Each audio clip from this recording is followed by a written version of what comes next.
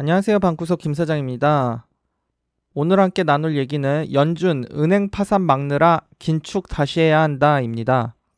22년 1년 내내 주식시장이 크게 하락했던 이유 중 하나는 연준의 계속된 빅스텝도 악재였지만 여기에 더해 연준에서 계속 양적 긴축을 감행했던 이유도 있습니다. 오히려 기준금리 인상의 경우 그 효과가 시장에 반영되는데 시간이 걸리므로 실질적으로 22년 주식시장 하락 원인은 연준의 양적 긴축 때문이라고도 말할 수 있겠습니다. 당시에는 테이퍼 텐트럼이 일어날 수 있다면서 시장이 매우 두려워했는데요. 시간이 지나고 보니 확실히 양적 긴축이 시장에 영향을 미치긴 했던 것 같습니다. 실제로 22년 1년 내내 주가가 하락했으며 연준이 발표한 양적 긴축 계획이 거의 마무리되어 가던 시점인 22년 10월에 주가가 바닥을 찍게 됩니다. 이게 5월 5일 파월 연준 의장이 발표한 양적 긴축 계획 내용이에요. 그래서 9월까지 한다고 했었죠. 이게 그 당시에 제가 썼던 글인데 혹시 당시 분위기가 궁금하신 분들은 한번 들어가서 보시면 좋겠습니다. 제 2022년 5월 3일에 썼던 글이에요. 그 당시에도 말이 많았어요. 테이퍼 텐트럼이 온다.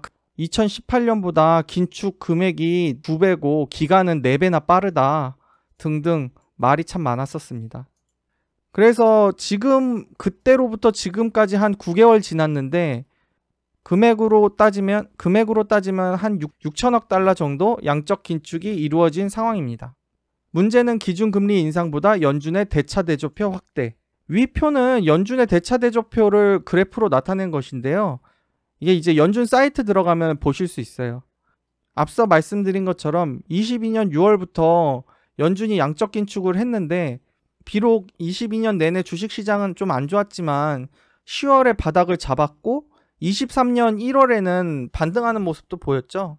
그런데 최근에 발생한 실리콘밸리뱅크, 시그니처뱅크 등의 파산, 그 여파를 막기 위해 긴급히 연준과 재무부가 구제금융을 적용하면서 그 과정에서 1년 내내 양적 긴축으로 축소한 대차 대조표가 다시금 크게 확대됩니다. 차트에서 보시면 이렇게 1년간 양적 긴축을 열심히 했는데 요 한 1, 2주 만에 이렇게 다시 대차 대조표가 확대됐어요. 이게 이제 은행 파산을 막기 위해 돈을 쓴 거죠. 1년 내내 연준이 살뜰히 아껴서 흡수한 돈이 다시금 절반이나 시장에 풀려버렸습니다. 한 3천억 달러 정도 시장에 다시 풀린 거예요. 따라서 이제 다시 양적 긴축이 필요한 상황이죠. 그러면 양적 긴축은 꼭 해야 하나? 미국은 기축통화국으로서 돈을 찍어낼 수 있지만 그럼에도 양적 긴축은 필요합니다. 그 이유는 연준이 돈을 푸는 방식은 국채나 MBS 매입인데요. 이때 연준은 자산을 비싸게 사줘요. 정확히 말하면 연준이 양적 완화를 한다고 발표하면 시장이 가격을 올리기 때문에 연준은 비싸게 살 수밖에 없습니다. 양적 완화를 할 때 연준 입장에서는 국채나 MBS를 비싸게 샀기 때문에 들어오는 이자는 적은데 반대로 이것들을 사기 위해 들어간 돈에 대해서 지불하는 이자는 커집니다. 따라서 대차 대조표가 너무 확대되면 확대되는 만큼 연준은 더 큰 손실을 보게 되는 거죠. 연준은 돈을 찍어내기 때문에 은행처럼 지급 불이행이나 파산은 일어나지 않아도 위에 언급한 것처럼 연준은 항상 손해를 볼 수밖에 없고 만약 손실이 누적되는 경우 통화정책을 원활히 수행할 수 없을 수도 있는 거죠. 그러니까 필요할 때 양적 완화를 할 수가 없는 거예요. 돈이 없어서. 양적 긴축과 양적 완화는 한 쌍. 이론적이지만 만약 연준이 무한히 양적 완화만 한다면 양적 완화를 위해 매입해야 하는 국채나 기타 자산들이 고갈되는 일이 발생할 수 있는 거예요. 그냥 돈을 찍어서 무한히 사버리니까 다 사버리는 거죠. 그렇게 되면 진짜 필요할 때 양적 완화를 할 수가 없게 됩니다. 즉 양적 긴축은 양적 완화를 위해 꼭 필요한 과정이며 순환하는 사이클로 봐야 되는 거죠. 결국 은행 구제를 위해 푼 돈 반드시 회수한다. 저는 최근 은행 구제를 한다고 돈을 풀었지만 이게 어떤 형태로든 회수될 거라고 생각을 해요. 근데 이게 회수되면서 주식시장에 충격을 줄 것 같아서 걱정입니다.